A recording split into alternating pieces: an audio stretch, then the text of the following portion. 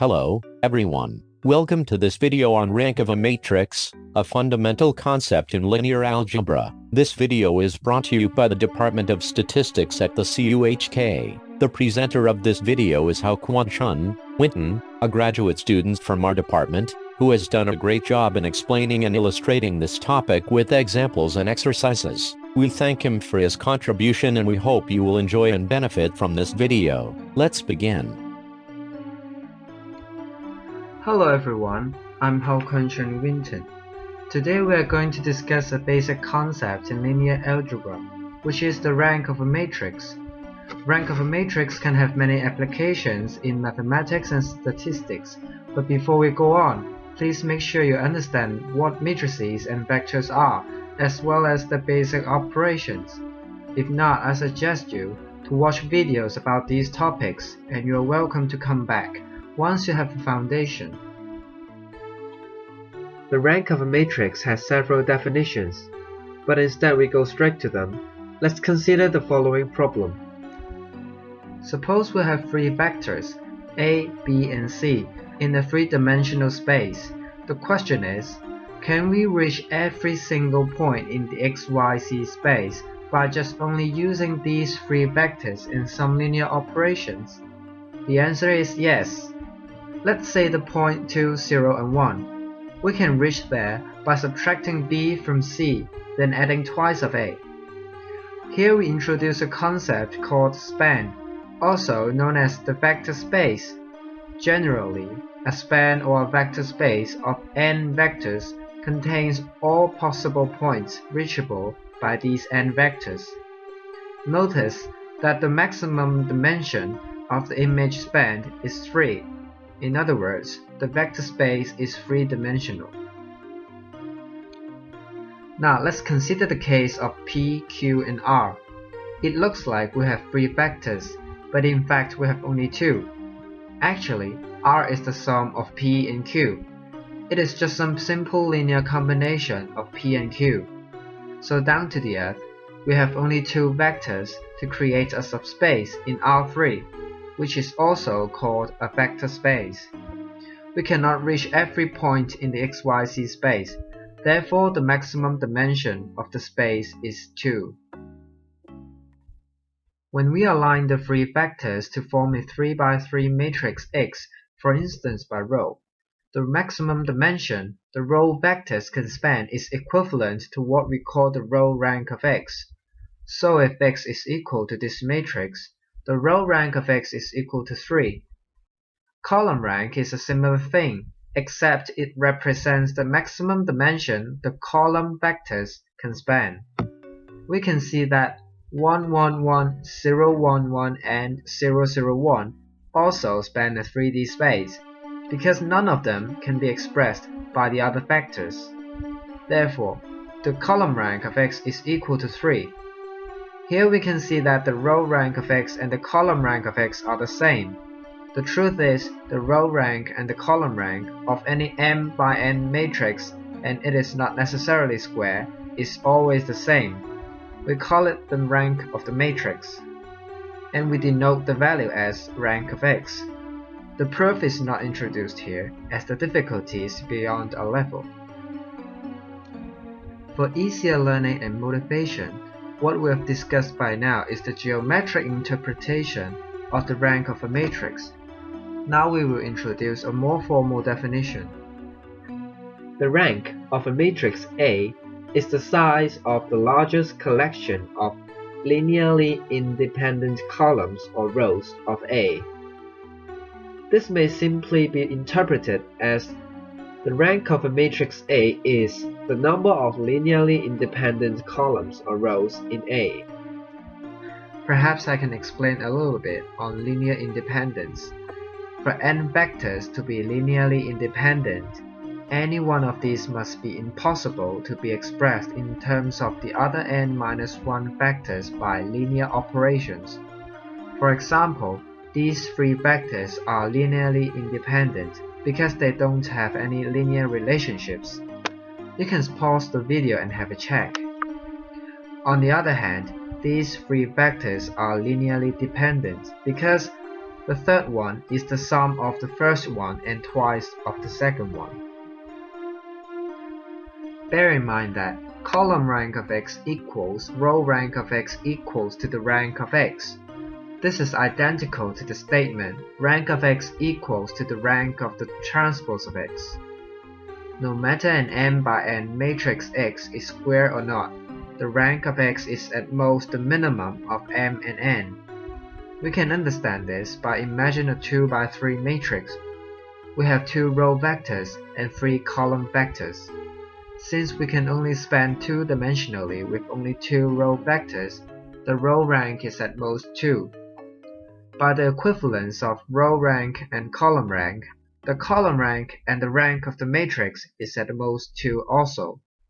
If rank of X is strictly less than the minimum of m and n, the matrix is rank deficient, otherwise it is in full rank. Next, we will talk about some properties of the rank of a matrix. Let A be an m by n matrix, B be an n by k matrix, and C be an l by m matrix. Consider the matrix AB. It has the dimension of m by k, so the rank of AB is at most the minimum of m and k. Since it is obvious that m is less than or equal to the minimum of n and n, and on the other hand, k is less than or equal to the minimum of n and k, we can conclude our first property that rank AB is less than or equal to the minimum of rank A and rank B. Then, if rank of B is n, the above would become rank AB less than or equal to the minimum of m and n, which is equivalent to minimum of m and n and the rank of A, which is our second property. Similarly, the dimension of the matrix CA is L by n. If the rank of C is m, following the similar argument, we have rank of CA is less than or equal to the minimum of m and the minimum of m and n, and it is the rank of A. Also, here is the third property without proof. The rank of the product of A and the transpose of A, no matter what the order of multiplication is equal to the rank of A and the transpose of A itself. It is tedious to check graphically to see how many dimensions the vectors could span, especially for higher dimensions. Luckily, there are 2 ways to calculate the rank of X, one of which is by row-echelon form. A matrix is said to be in row-echelon form if all 0 rows are at the bottom of the matrix, and the leading coefficient of a non-zero row is always to the right of the leading coefficient of the row above it. This is an example of a matrix in row-echelon form. Now rank of X can be found by transforming X to its row-echelon form and count for the number of non-zero rows. Here are some examples. Let X to be this matrix.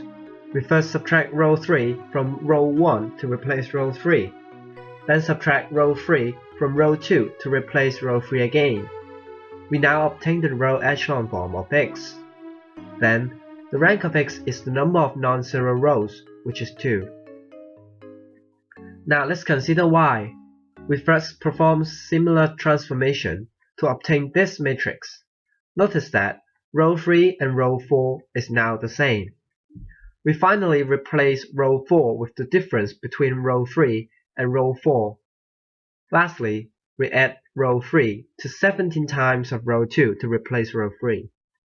Y is now transformed to its row-echelon form, and its rank is 3. The second way is by determinants. A non-zero determinant implies that the matrix is in full rank. Otherwise, select any square submatrix with 1 degree less and compute the determinant. If the determinant is non-zero this time, the rank will be full rank minus 1. Repeat the process until the rank is determinable. For example, suppose we have this matrix A. The determinant of A is calculated as shown here. We see that it is non-zero. Therefore, the rank of A is 3. We will now discuss one of the applications of rank of a matrix in mathematics. Rank of a matrix has a lot to do with systems of linear equations. Let's see how they are related.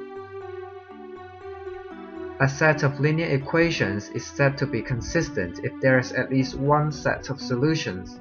Otherwise, it is called inconsistent. There are several ways to determine the consistency of a system of linear equations. We can perform Gaussian elimination and inspect the last row of the augmented matrix, or evaluate the determinant of the coefficient matrix. The third way is by the rank of matrix. Let's have a look. Suppose we have an n by n system of linear equation Ax equals to b, where A is the coefficient matrix, x is the variable vector, and AB is the augmented matrix. If the rank of A, rank of AB, and the number of rows are equal, the two matrices are in full rank. This means all rows in the system are independent, so we have unique solutions. If the rank of A equals to the rank of AB but less than m, the two matrices are rank deficient. This means there are dependent rows in the system, such as this example, where row 2 is the twice of row 1. We will have infinitely many solutions. If the rank of A is smaller than the rank of AB, it means there are contradictions, like this example, when we divide row 2 by 2, we get 2x plus y equals to 10.5, contradicting the first row. We will have no solution then. Another application of the rank of a matrix in statistics is the multivariate normal distribution. A vector of random variables x with length n is said to follow multivariate normal distribution if any linear combination of x1 to xn follows univariate normal distribution, and there exists a vector z with length k whose components are standard normal random variables, a vector mu with length n, and an n by k constant matrix A such that x is equal to az plus mu, where k is the rank of the covariance matrix sigma equals to the product of A and transpose of A. Multivariate normal distribution is an advanced topic in statistics. The purpose of this slide is to illustrate the importance of rank of a matrix in statistics, so it is okay if you didn't understand anything of what I've just said. After a brief understanding of the rank of a matrix, let's do some exercise to consolidate what we have learned. Let P equals to this matrix. If the rank of P is 2, what is the value of x? The answer will come straight away, so if you want to figure it out yourself, pause the video now. The order of P is 3, but the rank is 2. That is, P is rank deficient, so the determinant is 0. We can compute the determinant as shown and see that x is equal to 2. Let xij, I from 1 to m, j from 1 to n, be the jth observation of the ith sample following a PDF of fi xi. This matrix is in full rank. What is the joint PDF of x1 to xm? Since the matrix is in full rank, all rows are independent, which implies that all n samples are independent. We can then find the joint density function by taking the product of the individual PDFs. Question 3. Let B be this matrix. If the rank of B is 2, find the values of k. Then determine whether this system of linear equations has unique solutions. The same as before, rank deficient implies a zero determinant. We can find the values of k by solving a quadratic equation. Then you should notice that the coefficient matrix of this system is actually the transpose of B. We know that the rank of the transpose of a matrix is the same as that of the matrix itself. So the coefficient matrix has the rank 2. Since it is rank deficient, the system do not have unique solutions.